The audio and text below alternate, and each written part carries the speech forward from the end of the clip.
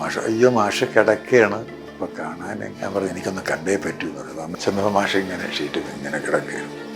അതൊരു വല്ലാത്തൊരു വേദനാജനകമായിട്ടുള്ളൊരു, ഞാൻ കുറേ നേരം ഇന്നിപ്പോൾ എൻ്റെ കണ്ണ് നിറഞ്ഞു. അല്ലാതെ കിടക്കലൊരു വലിയ മനുഷ്യനാണെന്ന്. ഞാൻ പതുക്കെ കാലിൽ പോയി തൊട്ട് കണ്ണിൽ വെച്ചു. കാലിൽ തൊട്ടതും സെൻസായിട്ട് കണ്ണു പറഞ്ഞു. കല്ലറ ഗോപനെ ദേവരാമാഷിനെ പരിചയപ്പെടുത്തിക്കുന്നത് എൻ്റെ അനിയനാണ്. ഈ മഴയത്ത് അന്ന് നല്ലൊരു മഴ സമയം, ഈ മഴയത്ത് ഞാൻ അങ്ങ് മഴയുടെ കൂടെ പോകുമെന്നാണ് വിചാരിച്ചത്. അപ്പോൾ അതൊരു വലിയ വിഷമമുണ്ടായി. അത് കഴിഞ്ഞ് 2 ആഴ്ച കഴിഞ്ഞപ്പോൾ മാഷ്. പിന്നെ ഞാൻ കാണാൻ പോകുന്നത് മാഷ് കിടപ്പായി എന്നറിയും. അങ്ങനെയാണ് ഞാൻ വർഷങ്ങൾക്ക് ശേഷം ഞാൻ മാഷിനെ കാണാൻ പോകുന്നത്. ഒരു ദിവസം ഞാനൊരു മാഷ് മരിക്കുന്നതിനൊരു എനിക്കൊന്ന് 2 ആഴ്ച കഷ്ടിച്ചായിരിക്കും. 2 ആഴ്ചയൊന്നുമില്ലെന്ന് തോന്നുന്നു. അതിന് മുമ്പ് ഞാനൊരു ദിവസം ചെന്നു. 4 മണിക്ക് ചെന്നപ്പോൾ മാഷിൻ്റെ വൈഫ് അമ്മയുണ്ടായിരുന്നു. ഞാൻ ബെല്ല് ചെയ്തു. അമ്മ വന്നു. ഞാൻ വിഷ് ചെയ്തു. ഞാൻ പറഞ്ഞു ഞാൻ എൻ്റെ പേര് ശ്രീകുമാർ എന്നാണ്. മാഷ് അയ്യോ മാഷ് കിടക്കുകയാണ്. അപ്പോൾ കാണാൻ പറ്റില്ല വയ്യാതെ. ഞാൻ പറഞ്ഞു എനിക്കൊന്ന് കണ്ടേ പറ്റൂ എന്ന് പറഞ്ഞു. അമ്മ എങ്ങനെ? ഞാൻ പറഞ്ഞു ഞാൻ മാഷിൻ്റെ ഇവിടുത്തെ ആദ്യത്തെ തബലിസ്റ്റാണ്. ഇത്ര സിനിമകളിൽ വായിച്ചതാണ്. എനിക്കൊന്ന് വിളിക്കണ്ട, ഞാൻ കണ്ടിട്ട് പോയിക്കോളാന്ന് പറഞ്ഞു. അപ്പോൾ അമ്മ ഇങ്ങനെ കുറേ ചേർന്ന് നോക്കിയിട്ട് ശരി ബാ എന്ന് പറഞ്ഞു. ചെന്നപ്പോൾ മാഷ ഇങ്ങനെ ഷീറ്റിൽ ഇങ്ങനെ കിടക്കുക. അതൊരു വല്ലാത്തൊരു വേദനാജനകമായിട്ടുള്ളൊരു സംഭവമായിരുന്നു. കാരണം ഞാൻ ഒരു നിമിഷം എന്നെപ്പറ്റി ആലോചിച്ചത്, ഞങ്ങളൊക്കെ ജീവിച്ച് വന്ന വളരെ ബുദ്ധിമുട്ട് കലർന്നൊരു ജീവിത രീതികളുണ്ട്. അവിടെ നിന്നൊക്കെ എനിക്ക് മാസ്റ്ററടുത്ത് പോയി നിൽക്കാനും നീ വായിച്ചാൽ മതി, നിനക്ക് എത്ര പേര് കൂട്ടുവേണം എന്നൊക്കെ ചോദിച്ച ഒരു ദിവസങ്ങളൊക്കെ എനിക്ക് ഓർമ്മയിൽ. ഞാൻ കുറേ നേരം ഇന്നിപ്പോൾ എൻ്റെ കണ്ണ് നിറഞ്ഞു. അല്ലാതെ കിടക്കലൊരു വലിയ മനുഷ്യനാണെന്ന്, ചെറിയ ആളൊന്നും അല്ല കിടക്കുന്നത്. ഡിക്ഷണറിയിലൊന്നും ഇല്ലാത്ത വേറൊരു വാക്ക് ഉപയോഗിക്കേണ്ടി വരും എന്നാണ് എൻ്റെ വ്യക്തിഗത അഭിപ്രായം. ഇങ്ങനെയാണ് ഞാൻ കുറച്ചു നേരം നോക്കിക്കൊണ്ടിരുന്നു. വലിയൊരു ഞാൻ പതുക്കെ കാലിൽ പോയി തൊട്ട് കണ്ണിൽ വെച്ചു.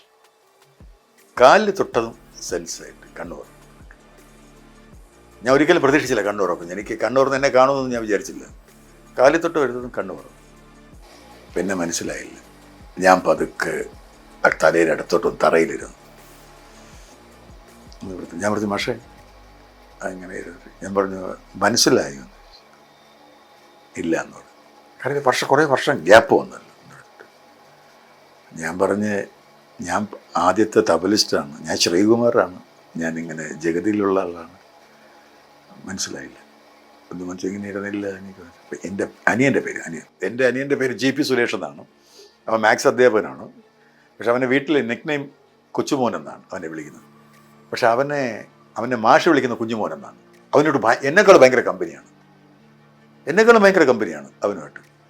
അതിൻ്റെ കാരണം എന്ന് പറഞ്ഞത്, ദേവരാമാഷത്ത് എന്നെ കൊണ്ടുപോകുന്നതിന് മുമ്പ് തന്നെ മറ്റു പല സിംഗേഴ്സിനെ അവൻ കൊണ്ടുപോയിട്ടുണ്ട്. അത് പറയേണ്ട കാര്യമാണ്. അതിൽ ഏറ്റവും വലിയൊരാളെന്ന് പറയുന്നത് കല്ലറ ഗോപൻ സിംഗറാണ്. കല്ലറ ഗോപനെ ദേവരാമാഷിനെ പരിചയപ്പെടുത്തിക്കുന്നത് എൻ്റെ അനിയനാണ്. ഇന്നും ഗോപൻ ദേവരാമാഷുമായിട്ടുള്ള എന്തെങ്കിലും ചർച്ചകൾക്കോ എന്തെങ്കിലും ഫംഗ്ഷൻ ഉണ്ടെങ്കിലോ അതിൻ്റെ അകത്ത് 2 വാക്ക് മാഷിനെ കുറിച്ച് പറയേണ്ടി വന്നാൽ ഗോപൻ ഇന്നും എൻ്റെ അനിയൻ്റെ പേര് പറയും. എനിക്കിങ്ങനെ ഒരു സുഹൃത്തുണ്ട് സുരേഷാണ് എന്നെ മാഷിനെ പരിചയപ്പെടുത്തി.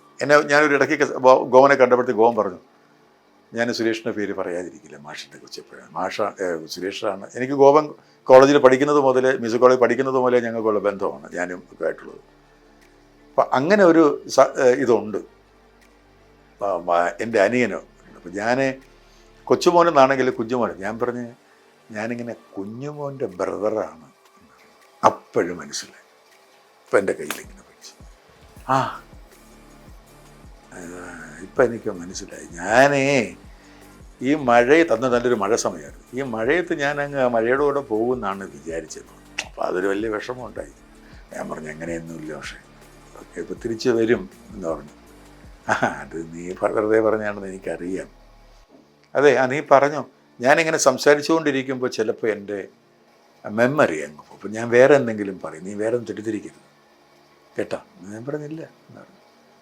അങ്ങനെ ഞാൻ തറയിൽ കുറച്ച് ഇരുന്നപ്പം എങ്ങനെയുണ്ട്, സുഖമാണ്. അപ്പോൾ ഞാൻ ഇപ്പം കാലിങ്ങനെ വരുന്നു. അപ്പോൾ ഞാൻ നേരെ പതുക്കെ നിരങ്ങി അടുത്തോട്ട് ചെന്നിരുന്ന് കാലിലിങ്ങനെ മസാജ് ചെയ്യുമ്പോൾ ഇങ്ങനെ പിടിച്ചു കൊടുത്തിട്ട്, എടാ അതൊന്നും വേണ്ട, ഞാൻ പറഞ്ഞു കുഴപ്പമില്ല എന്ന് പറഞ്ഞു. ഇങ്ങനെ കുറച്ച് ഇരുന്നു. സുഖമാണോ, നീ ഇപ്പം എന്ത് ചെയ്യുന്നു, വരികയാണെന്നൊക്കെ പറഞ്ഞുകൊണ്ട് കാര്യങ്ങളൊക്കെ പറഞ്ഞിട്ടുണ്ട്. ഒരു 10 മിനിറ്റ് കഷ്ടിച്ച് എല്ലാം കൂടെ 10-15 മിനിറ്റ് പോലെ ഞാൻ ഇരുന്നുള്ളൂ. അപ്പോഴും മാഷ് പറഞ്ഞു, നീ പോണെങ്കിൽ പൊയ്ക്കൂ, ഞാനൊന്ന് ഉറങ്ങിക്കോട്ടെ എന്ന് പറഞ്ഞു. ഒന്ന് ഉറങ്ങണം. ഞാൻ ശരിയുണ്ട്. അങ്ങനെ ഞാൻ കാലിൽ തൊട്ട് ഒന്നുകൂടെ തൊഴുതിട്ട് ഞാൻ തൊഴുത് ഇറങ്ങി. അത് കഴിഞ്ഞ് 2 ആഴ്ച കഴിഞ്ഞപ്പോൾ മാഷ് പോയി. അന്ന് സെൻട്രൽ ഹോളിലായിരുന്നു പൊതുദർശനം വെച്ചിരുന്നത്. ഞാനും പോയി കണ്ടു.